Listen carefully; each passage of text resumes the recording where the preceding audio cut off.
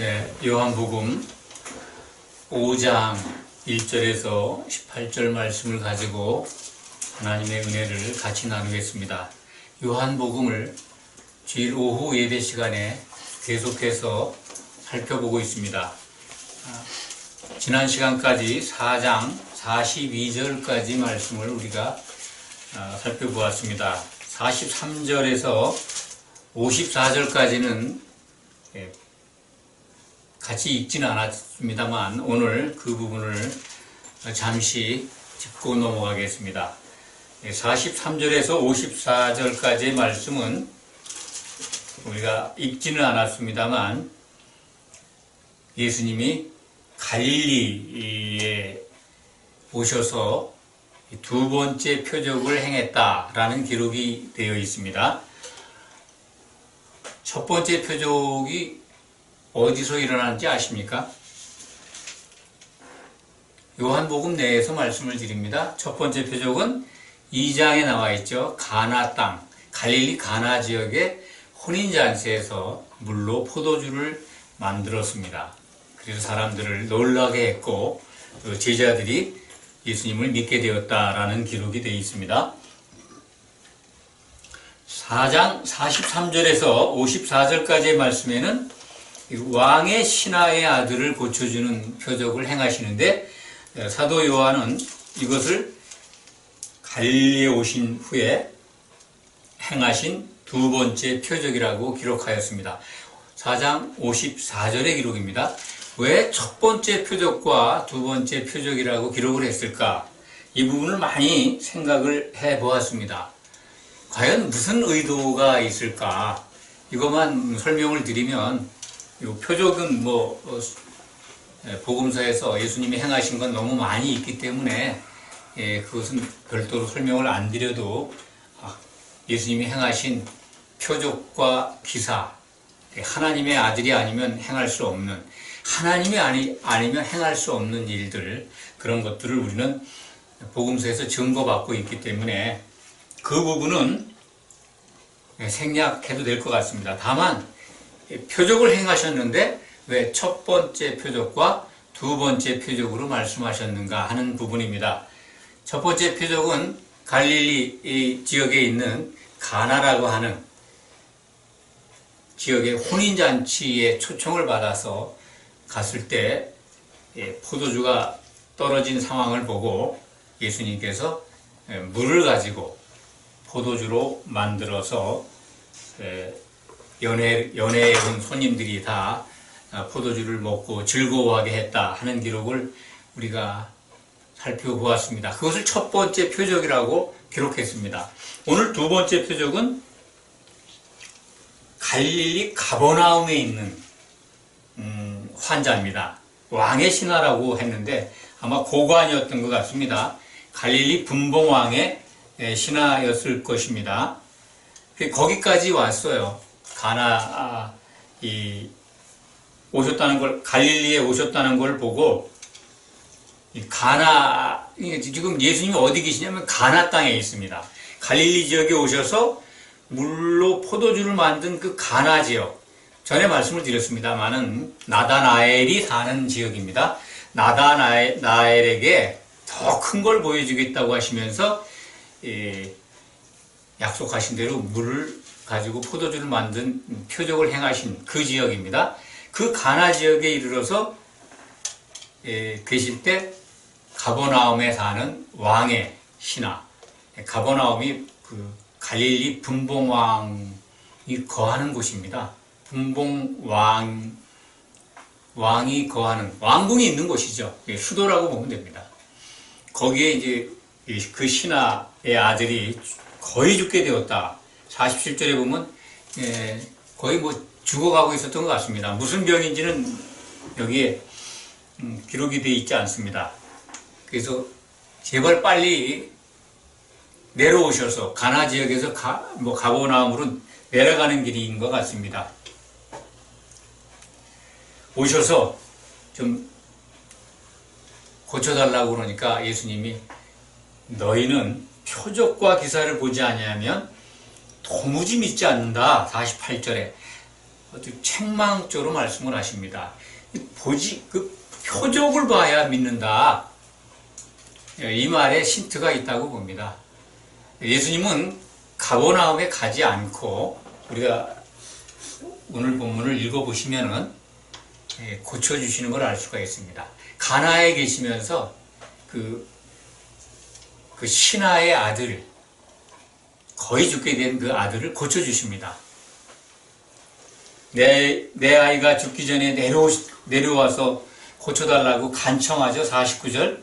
근데 50절에 요한복음 4장 50절입니다. 예수께서 이르시되 가라, 내 아들이 살아 있다 하시니 그 사람이 예수께서 하신 말씀을 믿고 가더니 그 아들이 나았습니다. 그 아들이 이제 열병인 것 같아요. 열이 떨어졌다고 한 말씀이 나옵니다. 52절에 보면 열기가 떨어진 때가 예수님이 내 아이가 살아있다 하신 그때라고 기록되어 있습니다. 그러니까 예수님이 하신 말씀, 살아있다라고 하신 그때 바로 열기가 떨어져서 그 아이가 살은 것 같습니다. 그러면 가나에서 물로 포도주를 만들어서 표적을 보이신 첫 번째 표적, 두 번째는 가나에서 행했지만 장소는 가버나움에 있는 환자죠. 뭐가 다를까요? 첫 번째 표적과 둘째 표적이 무엇이 구별이 될까요? 왜 이걸 첫 번째 표적과 두 번째 표적으로 기록하셨는가? 그것을 좀 생각을 해봤는데요. 제가 생각할 땐 그렇습니다. 가나 혼인잔치에서 표적을 보이신 거는요, 그것은 사람들이 그것을 표적을 보고 눈으로 보고 그때 믿었다라고 기록이 되어 있습니다. 근데 이 왕의 신하는 내 아들이 살아있다라고 하는 그 말씀만 믿고 갑니다. 그러니까 아들이 낳았는지 안 낳았는지 모르고 내려가잖아요. 눈으로 보지 않은 상태에서 믿고 간다는 거죠. 차이는 그건 것 같습니다. 가나 지역에서 표적을 두 가지 행하셨는데 하나는 눈에 보이게 표적을 보여줘서 그걸 본 사람들이 믿었고, 이 왕의 신하의 믿음은 말씀만 듣고 믿고 갔다는 거죠. 우리말 번역본으로 보면 그렇습니다. 그 말씀대로 그걸 받고 갔어요. 근데 나왔습니다. 그것이 첫 번째 표적과 두 번째 표적을 구별해서 설명하고 기록한 것이 아닌가, 저는 그렇게 생각을 합니다.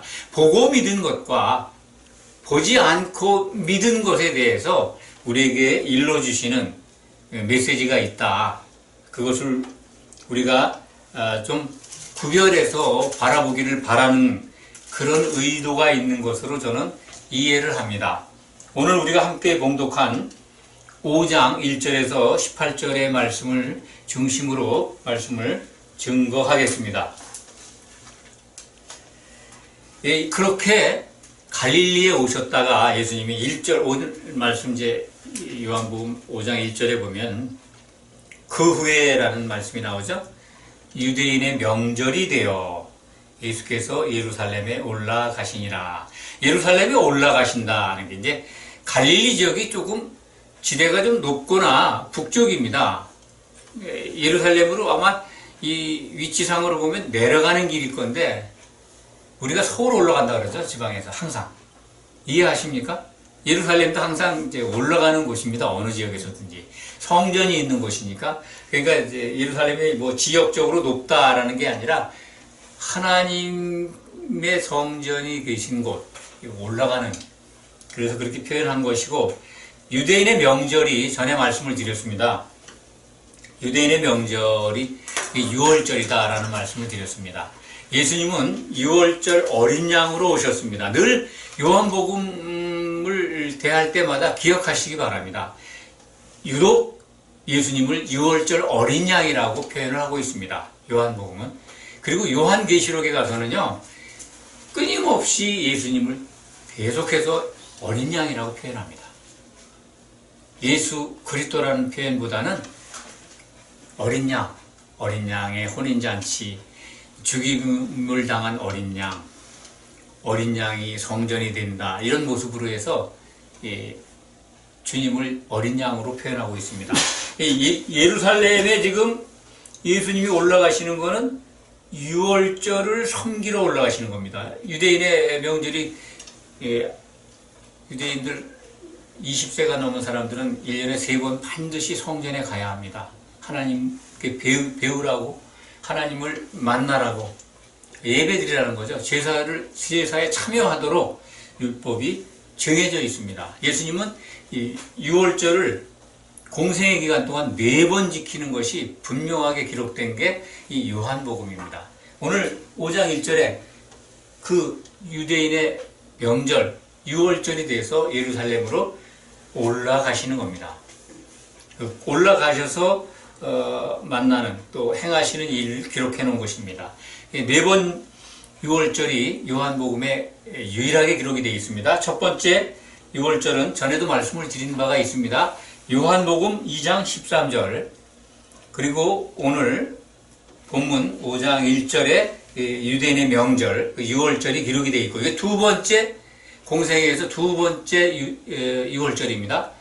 공생애 3년 반이 지나가려면 유월절이 4번 지나가야 됩니다.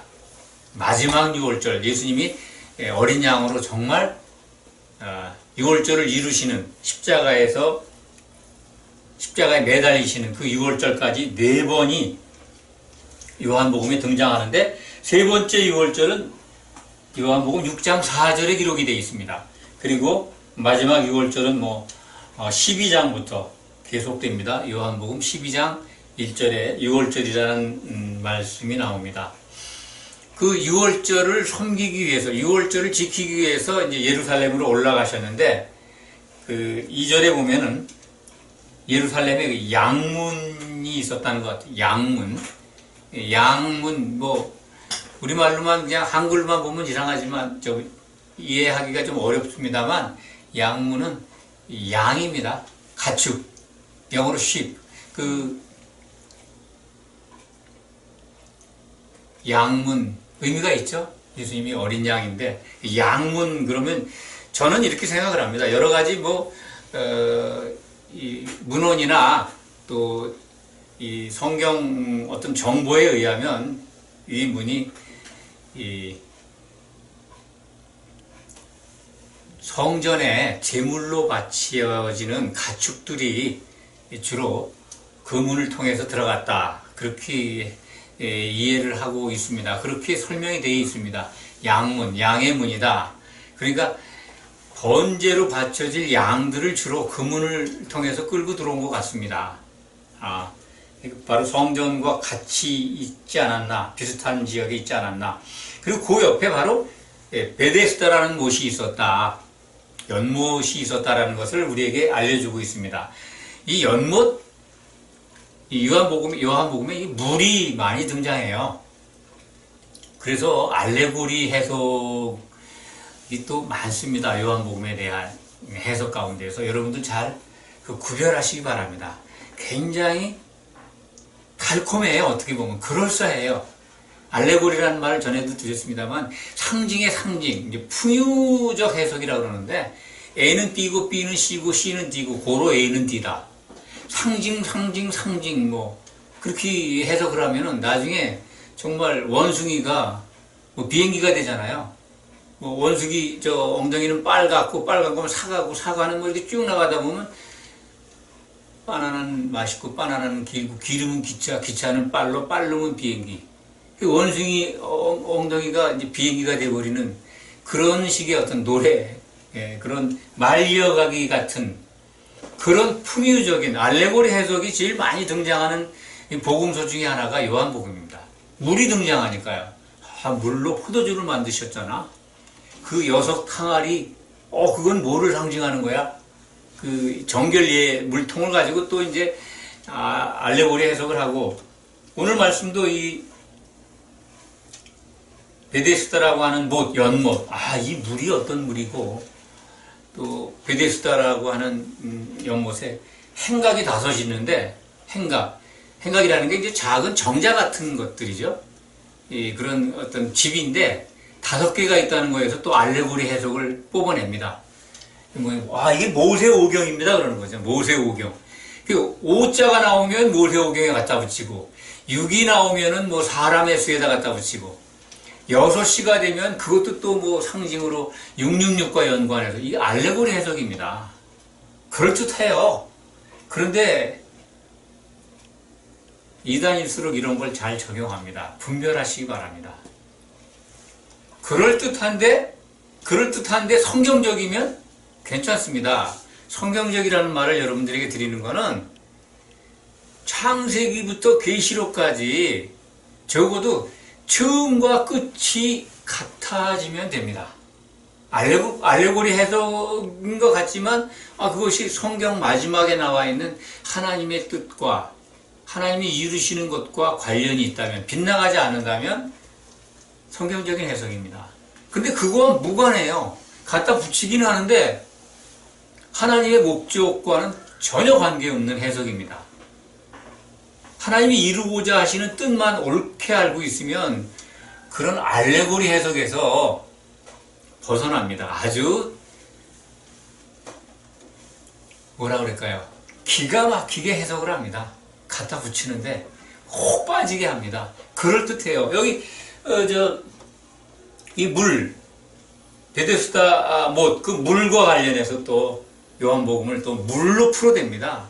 물과 성령으로 나지 않은 것, 성령으로 나야 된다는 것, 뭐 가나 혼인잔치에 물을 포도주로 만든 것, 또 오늘 여기에 물이 나오잖아요. 또 야곱의 우물 나오잖아요. 4장에 그 생수, 그 7장에 가면 또 물이 나옵니다.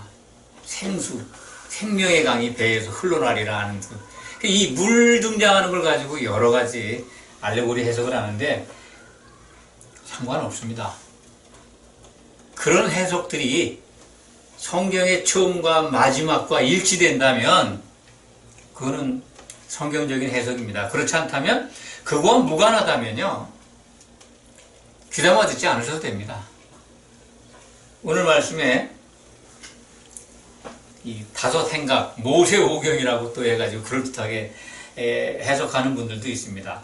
오늘 죽어보셨으면 여러분들 아시겠지만 제목이 안식일에 미신의 소굴에 가신 주님이라는 제목입니다. 미신의 소굴이다. 의아하죠? 베데스다. 베데스다. 이 벳이라는 게 히브리 말로요, 집이라고 그랬죠. 벳엘, 하나님의 집, 베델. 예. 벳데스다. 벳헤세드입니다. 벳헤세드는 하나님만이 갖고 있는 사랑, 하나님의 인애, 하나님의 긍휼, 하나님의 은혜, 하나님의 은혜의 집이다. 그런 의미입니다. 베데스다 연못이. 하나님의 은혜, 하나님의 긍휼, 하나님의 지금 은혜, 헤세드라는 말 속에 하나님만 갖고 있는 사랑과 은혜입니다. 그러니까 제가 하나님의 은혜의 집이다라는 말씀을 드렸습니다. 그 이름이 붙은 거 보면 하나님의 긍휼이 임해 있는 연못이었던 것 같습니다. 그런데 제가 제목을 먼저 말씀드린 건, 여기 보면 천사가 와서 뭐 해가지고 물을 움직여서 여기 많은 병자, 맹인, 다리 저는 사람, 혈기 많은 사람들, 이 사람들이 고침을 받는 그런 전통이 있었던 것 같아요. 그러니까 이것을 하나님, 베데스다라는 이름을 통해서 하나님이 주시는 은혜로 해석을 하고 또 그렇게 설명하는 것도 많이 있습니다. 그런데 그럴까요? 예수님이 여길 안식일에 왜 가셨을까요? 하나님이 천사들을 보내서 역사하는 곳이라면 예수님이 굳이 가실 필요가 있을까요? 그것만 생각해도 이게 유대인들이 예루살렘에서 종교의식 속에 빠져 있었다. 하나님께 모든 걸 바라는 게 아니라 천사 숭배 사상 속에서 병 고침으로 뭐 이런 것. 물론 천사가 진짜 그걸 할 수 있을 수도 있어요. 근데 오늘 본문 말씀을 보면 이 고침을 받은 자에게 예수님이 하신 말씀을 기억하면 됩니다. 그렇다면 이것이 어떤 공간이었는가 하는 것을 우리가 알 수가 있습니다. 먼저 이 고침을 받은 병자, 38년 된 병자와 예수님의 대화를 한번 우리가 이렇게 주목해 볼 필요가 있습니다. 예수님이 그 사람을 만나러 가신 거예요. 딱 찍어서. 제가 볼 땐 그렇습니다. 그 베데스다 못 근처에 가서 가장 오래된 병자를 하나 딱 컬렉트하지 찍습니다. 그 오래된 걸 보시고, 그리고 이 병자한테 내가 낫고자 하느냐?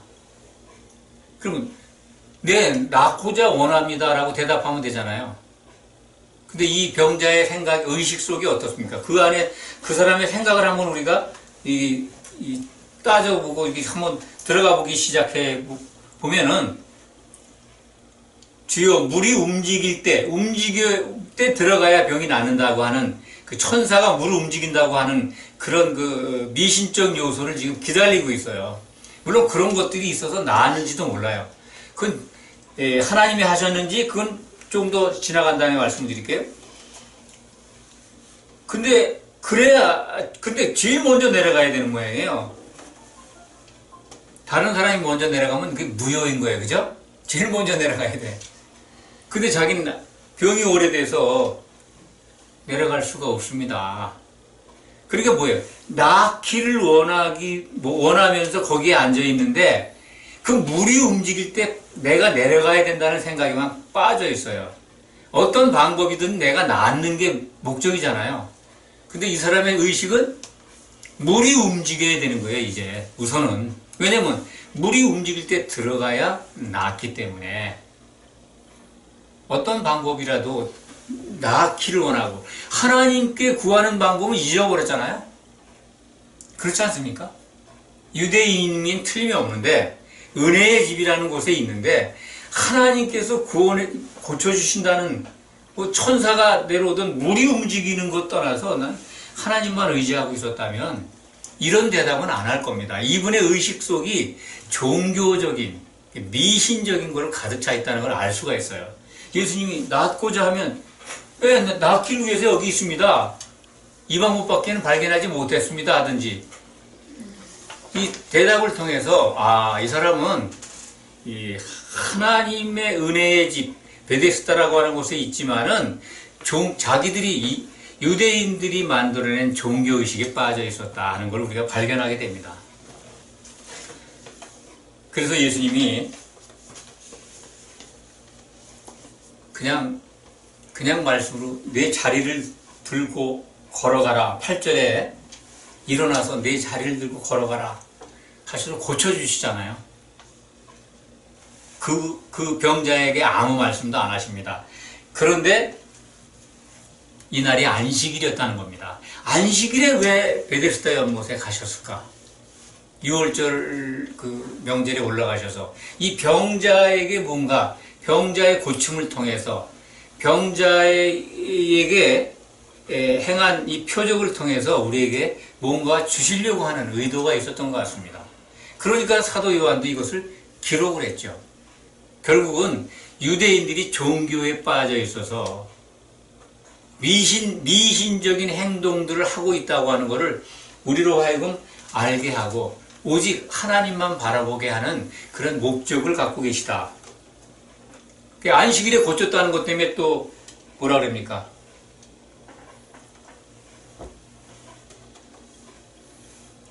누가 예수님의 안식일을 제일 트집 잡으려고 따라다니죠? 바리새인들. 여긴 그 유대인들이라고 기록이 되어 있습니다. 유대인들이 율법을 꼭 지켜야 되고 안식일을 성수해야 되는 사람들이 지켜보고 있다가 늘 거기서 쭈그리고 앉아서 병 낫길 기다렸던 사람이 이 자리를 들고 일어나니 안식일을 침범했다라고 그 사람을 지적을 하니까 나를 고친 사람이 나보고 자리를 들고 걸어가라 해서 내가 이렇게 고침을 받고 움직인다 라고 하니까 그건 누구냐? 우리가 읽었습니다만 그때는 모르죠. 예수님이 피했기 때문에. 그런데 예수님이 그걸 피하셨는데 다시 그분을 만나요. 고쳐주신 병자를 성전에서 만나요. 그 사람을 만났다는 거예요. 예수님이 만납니다. 그 사람이 예수님을 발견한 게 아니라 예수님이 일부러 만나시잖아요. 여기에도 예수님의 의도가 있다. 뭘까요? 어떤 의도가 있을까요?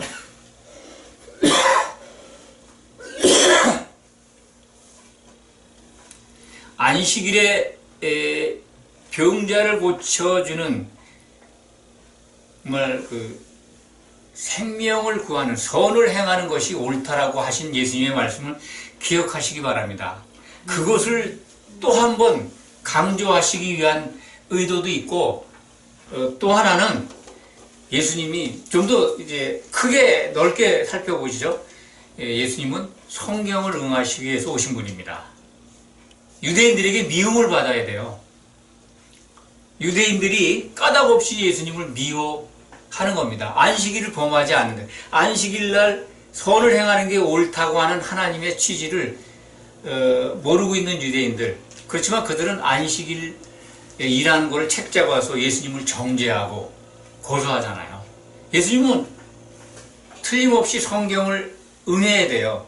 유대인들이 미워한다고 하는 것, 트집 잡는다 하는 것이 어디에 나옵니까? 시편 69편에 아주 많이 나와 있습니다. 자세히. 까닭없이 이 주님을 다윗의 시입니다만 미워한다는 것. 미워하고. 모든 사람들이 자기를 삐죽거리고 책을 잡고 그런 기록이 시편 69편에 나와 있습니다. 나중에 여러분들 한번 찾아보시기 바랍니다. 그것 사람들에게 미움을 받아요. 그래서 예수님이 미움을 받고 그들에게 고소를 당하고 그리고 십자가에 달리셔야 돼요. 넓은 의미에서 예수님은 그 병자에게 찾아가셨고 고쳐주셨고 안식일에 일을 하셨고 또 그를 다시 만나서 그가 행한 것 그것을 일러주십니다. 뭘까요? 성전에서 다시 만났을 때 14절을 다시 한번 우리가 같이 읽겠습니다. 요한복음 5장 14절을 같이 읽습니다. 시작. 그 후에 예수께서 성전에서 그 사람을 만나 이르시되 보라 내가 나았으니 더 심한 것이 생기지 않게 다시는 죄를 범하지 말라 하시니. 아멘. 아멘.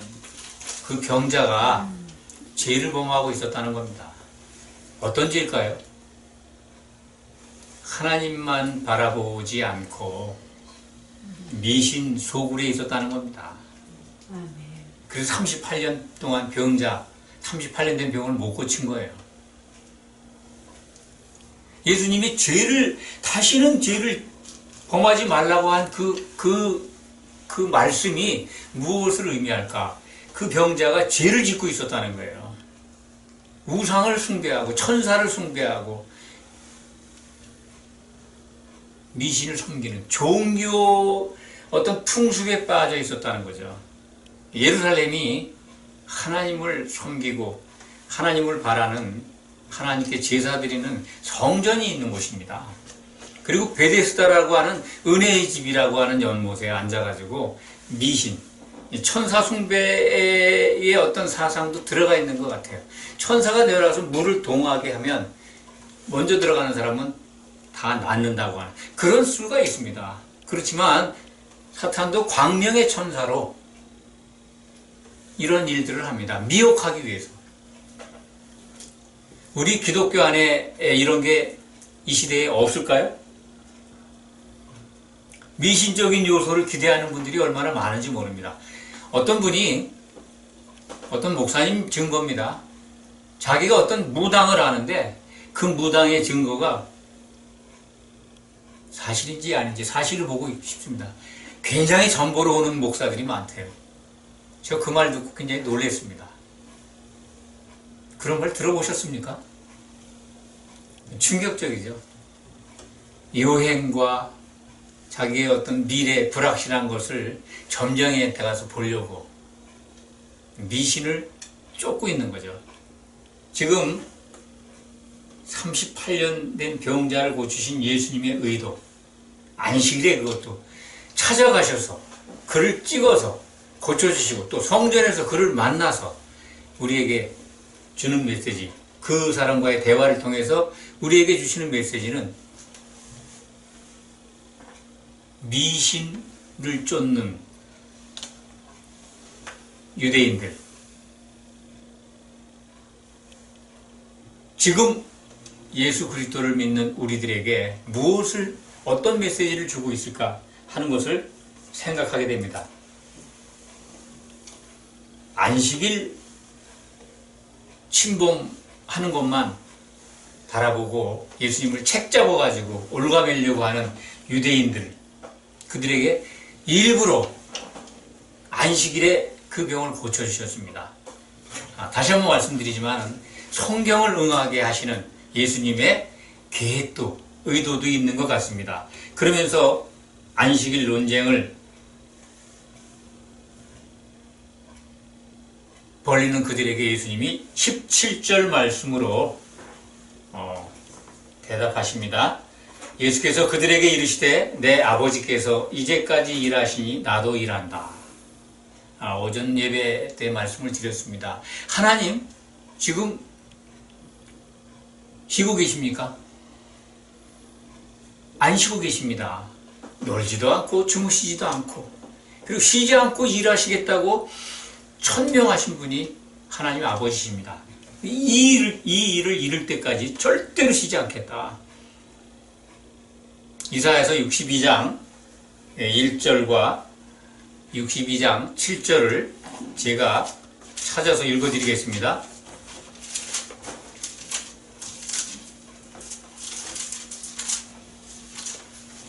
나는 시온의 의가 빛같이 예루살렘의 구원이 횃불같이 나타나도록 시온을 위하여 잠잠하지 아니하며 예루살렘을 위하여 쉬지 아니할 것인지요. 예루살렘을 위해서 쉬지 않는다는 거죠. 결국은 그 쉬지 않는 그 마지막에 결과물이 뭡니까? 새 예루살렘이 등장하는 겁니다. 또 이사야 62장 7절에 보면 또 여호와께서 예루살렘을 세워 세상에서, 땅입니다. 땅에 교회죠. 교회에서 찬송을 받게 하시기까지 그로 쉬지 못하시게 하라. 하나님께서 예루살렘을 세워, 새 예루살렘이죠. 새 예루살렘을 완성해서 찬송 받으실 때까지 여호와께서 쉬지 않겠다는 뜻입니다. 선지자는 지금 우리에게 그분이 쉬지 않도록 계속 우리들 깨어서 기도하고 또 하나님의 뜻이 이루어지도록 기도할 뿐만 아니라 그분이 기뻐하시는 일들을 하라고 하는 겁니다. 그렇게 일하고 계신 하나님을 오늘 말씀은 우리에게 증거해주고 있는 겁니다. 예수님의 말씀을 통해서.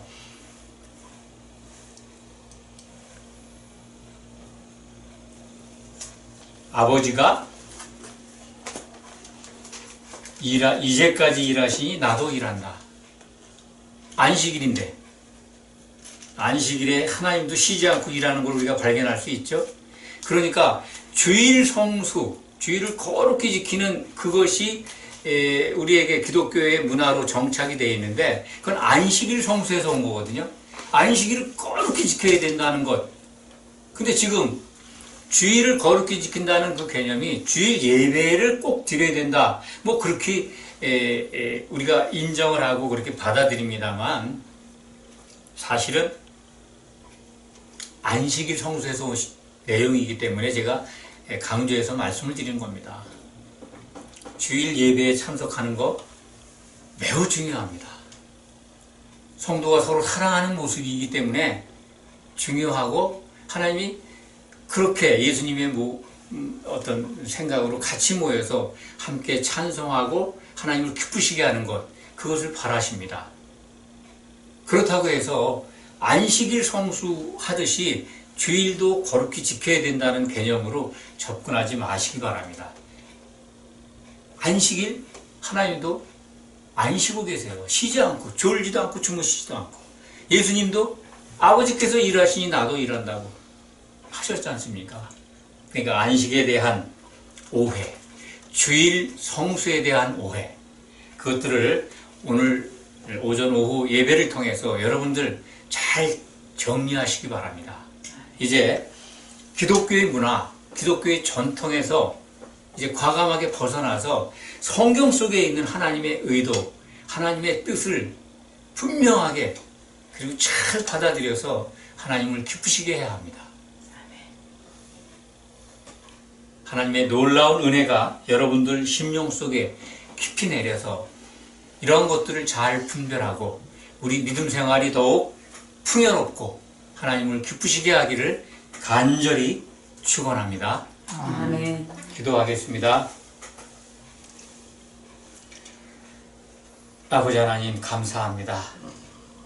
기독교 안에 있는 여러 가지 모순과 잘못된 전통과 문화, 그걸 넘어서 하나님을 믿고 우리 주 예수 그리스도를 바라보는 믿는 자들이 미신을 향해서 기대하고 종교의 풍습과 그들이 행하는 것들을 흉내내며 따라가는 것들, 그런 것들을 참으로 경계하며 우리가 구별되기를 소망합니다.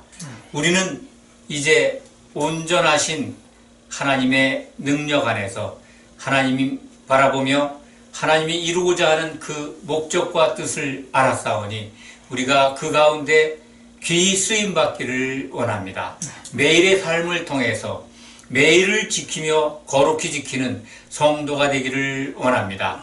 안식일과 주일 성수, 그것에 제한적 우리 스스로가 갇혀 있는 것이 아니라 우리는 언제나 주 안에서 거룩한 모습으로 거룩함을 지키는 성도가 되기를 원합니다. 예수 그리스도의 이름으로 감사드리며 간절히 기도하옵나이다. 아멘.